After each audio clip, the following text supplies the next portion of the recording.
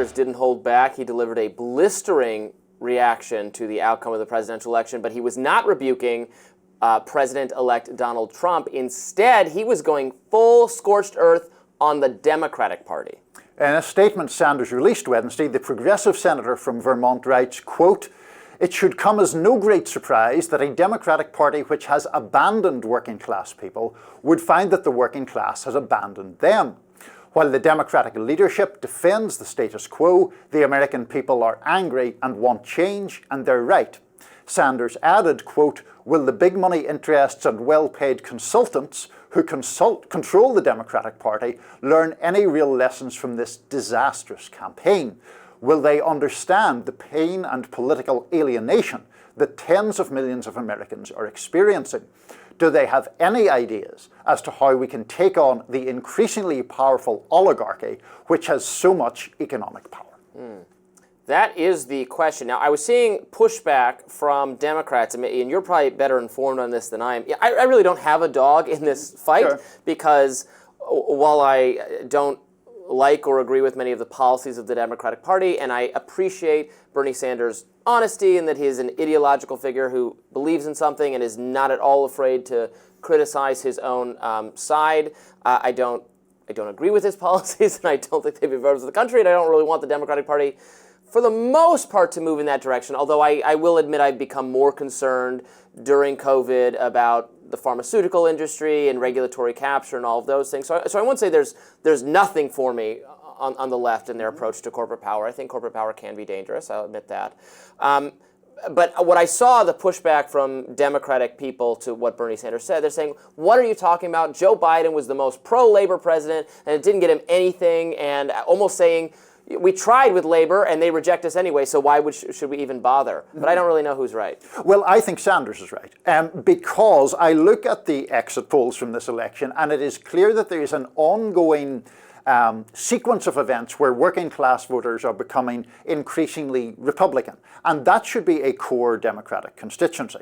Now, as I read Sanders' argument, it is that the Democratic Party has not been good enough at foregrounding those concerns about things like the minimum wage, about things like healthcare, about things that millions and millions of Americans are struggling with. And instead they take refuge in a kind of milquetoast approach sometimes, or in too much of a sort of fake centrism that doesn't actually win anyone over. So you take Liz Cheney around the country to no good effect at all, whereas if you give all those Americans who are disaffected for good reason, as Sanders sees it, who are struggling economically, some reason to vote for them, that is a good thing. I think there's a separate argument which Sanders would perhaps also make about how identity or identitarian politics has been a kind of dead end for the Democratic Party, because it often highlights or emphasizes differences between people of different ethnic or other backgrounds who share similar economic concerns. The Harris campaign, they did, I guess, a little bit of outreach to the left in terms of having Tim Walz be the candidate who was one of the more left-leaning or more progressive on those issues, the economic issues, the labor issues, the people on the table. I think it was intended by her to be a kind of overture to the left. What I've learned from interacting with left pundits, people who've sat in your chair and who we've had on as guests, is that they're extremely principled and just kind of signaling, winking at them nicely is not enough. Right. You have to actually do things. Right. Now, Harris did, much to Trump's chagrin, steal his idea about tip income becoming tax exempt. And that was clearly an attempt to appeal to working class voters. And frankly, it was an attempt to appeal to lots of people who work in the service industry in Nevada, which is where she made that speech where she announced that she was supporting that measure. It does not appear that that has worked. But I do think that in general, there is a propensity among the consultant class, as Sanders would put it, in the Democratic Party, to adopt this sort of Michael Bloomberg or Morning Joe version, which is liberal on social issues and conservative on fiscal issues, and that is actually quite a small proportion of the population who feel that way and are susceptible to voting for Democrats. Yeah, I've run into that before because I actually used to describe myself that way. I mean, at some levels it still does fit me. I generally have, I am not a social conservative. I mean, now it's like I'm a moderate though, because I have some criticisms of what transgender activists tell me and those kinds of things, but I'm a moderate on abortion, I support gay marriage, etc. I'm not particularly religious, but I am economically conservative, although what economically conservative is now changing because I'm for free trade and low tariffs, and that doesn't really describe either party right now. It's certainly not something I'm sad about. But it's diametrically opposed to the Trump position, which is a big issue. Yeah, we're going to find out if he does that tariff for real and how it impacts. Now, he's surrounded himself. It's interesting because the people advising Trump right now, or who have gotten into his inner circle, are a very unique assortment of intellectual characters who I'm sure we'll be talking about a lot in the coming weeks. We're going to see who's exercising influence over him, because if it's RFK Jr., this is someone who has a career of being, just setting aside whatever you might think of his views on a variety of subjects, someone who has fought corporations and the pharmaceutical industry and big business and environmental causes time and time again, fitting right into the progressive economic mold.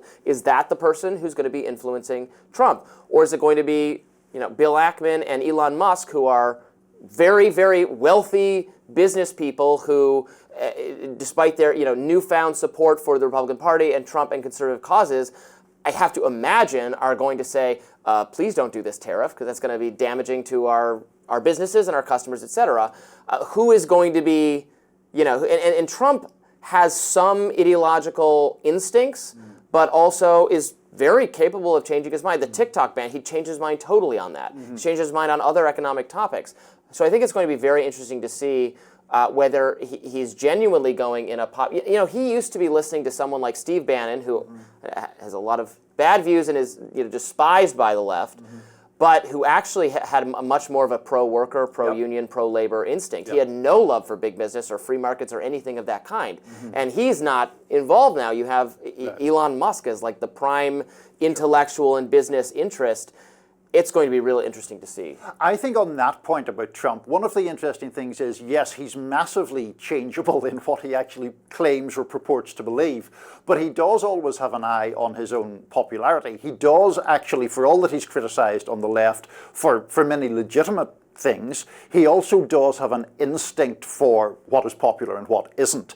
And he has plainly won this election in part because of the issues that we're talking about, the ones that appeal to working class voters, that are able to expand his appeal despite all the things that Democrats cite as evidence of authoritarian tendencies or just offensiveness.